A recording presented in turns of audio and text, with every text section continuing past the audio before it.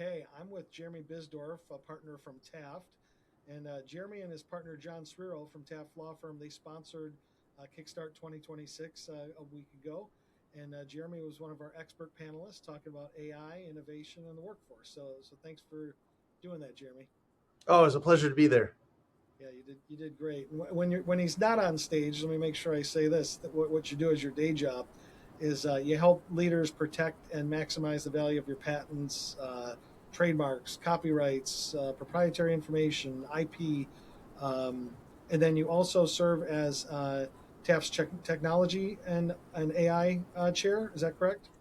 Yeah, it's an industry group that we have inside our firm to make sure we're communicating all the things that we do with all the smart people that we work with. So you get a chance to herd a lot of cats.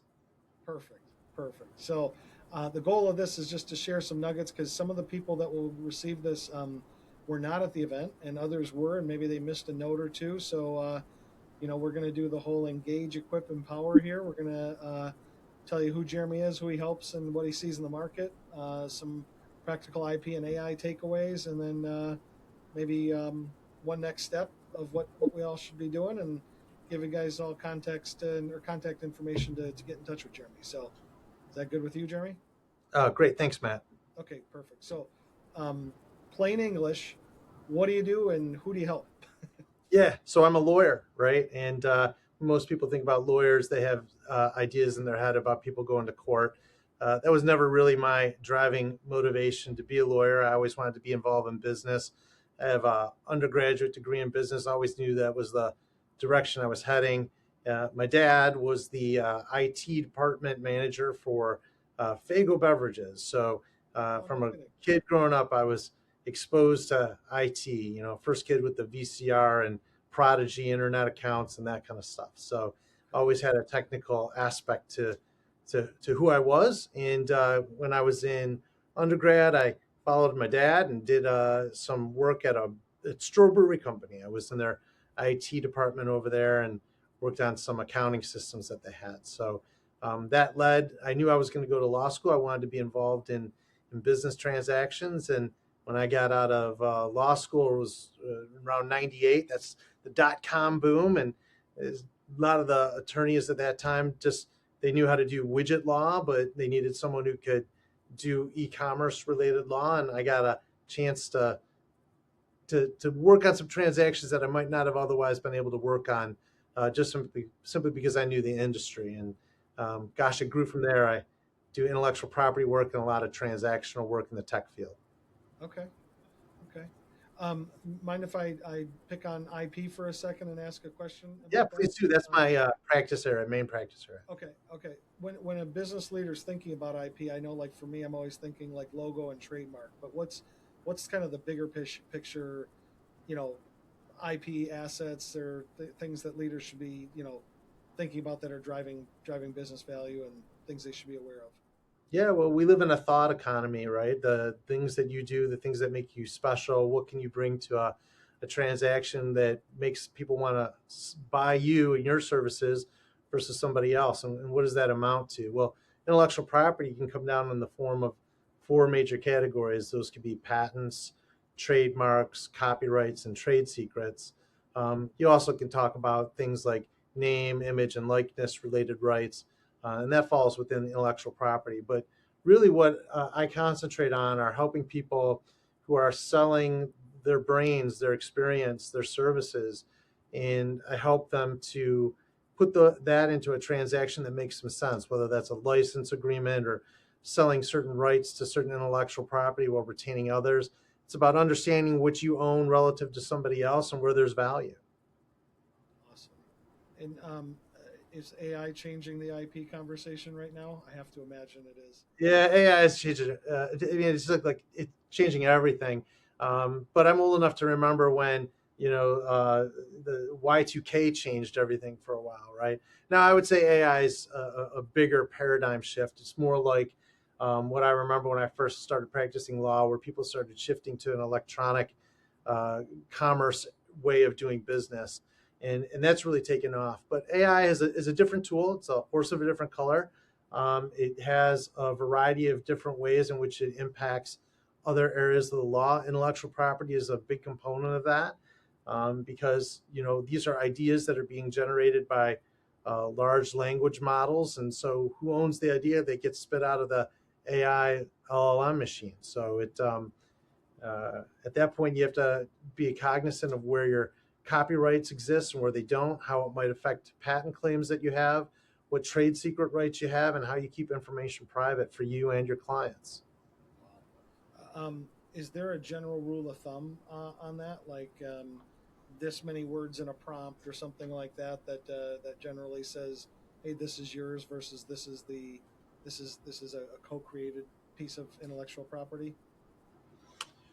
Um, no, I can't say that there's like a word limitation, but you got to realize that when a large language model or AI prompt spits out an answer, that any answer that it comes from is not being generated by a human being, and therefore, if it's not being generated by a human being, it's not capable of being protected by a copyright, or to the extent that it's added some novelty to a patent claim that you're looking to file, that could have some effects on your ability to claim ownership over that patent claim. So even the smallest amount of AI related integration into a creative process can have significant impacts on your intellectual property claims.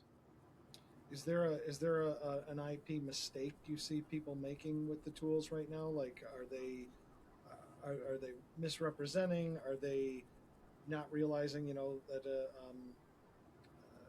there should be their data is going somewhere, or that Yeah. anything Well, like that? lots of different types of mistakes. One mistake is not understanding the environment in which you're engaging with your artificial intelligence technology, because sometimes that information can get fed into a machine system that then takes that data outside of your organization. It helps train models for future answers, and all of a sudden, information that you might have considered proprietary could be outside of your protected environment. Then you get your higher profile related mistakes where people are over relying on information that's provided by an AI generated response, automatically assuming it to be true, citing it as truth, maybe to a court if you're an attorney, or Mm. maybe relying on it with other clients that you work with in a way that it makes you look bad when they look it up and it's just an hallucination. Got it.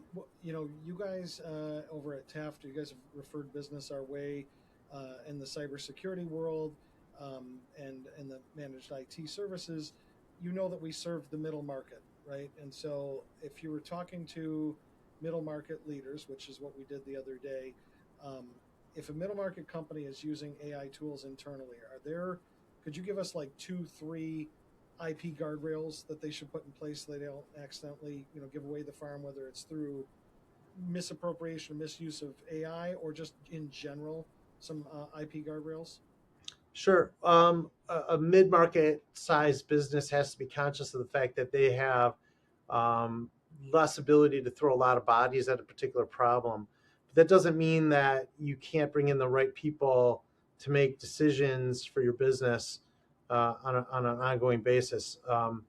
There are multiple things to consider when talking about AI technology. First is on the incoming side, what what systems might be beneficial to your business, help you to do what you do better, and then how might that affect your ability to service clients and offer continued privacy protection for their data and still maintain the high level of services that you've been providing and be competitive in the marketplace.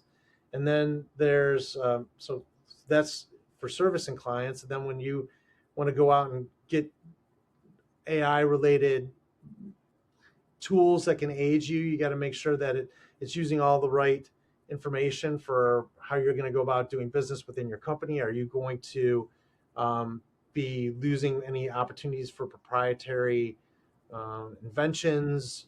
You have to take an inside and outside look. And so all that boils down to is that you have to have the right people in the room for making all those types of decisions. You have to have your sales folks in place. HR people are really important to have, as well as the people who understand the IT and the leadership of the organization. Got it.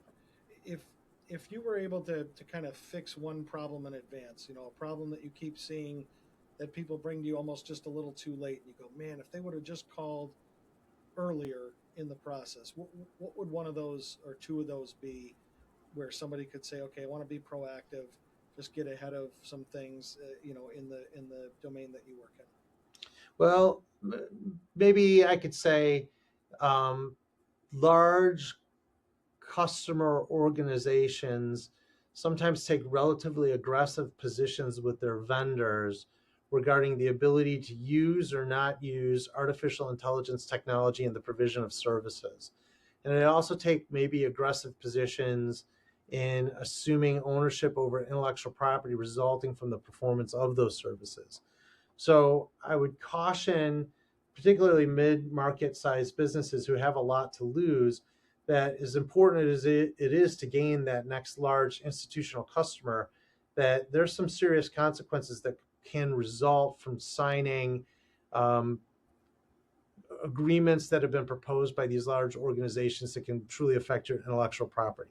Mm, But like almost a be careful what you wish for type of thing when you get that that new big customer. Be Yeah. sure that your what do they say, your your eyes aren't bigger than your stomach, to Well, what you can handle. that's right. It's great to land a very large customer like that, but with it comes a certain set of ingrained contracts and expectations that may be more difficult to negotiate. So um, it's good to have counsel before you get too far down that path. Got it. Well, so Jeremy, thank you. Anybody watching, I mean, I just hope that you're going to take one idea, follow up with one person, put one change in motion that you learned at Kickstart or from Jeremy today. And if you want any help protecting your IP or navigating AI from a business, value standpoint, reach out to Jeremy. I'll make sure, Jeremy, that your contact information is included here, and that people know how to get in touch with you. Okay. Thank you, Matt. Yeah. Thanks, Jeremy.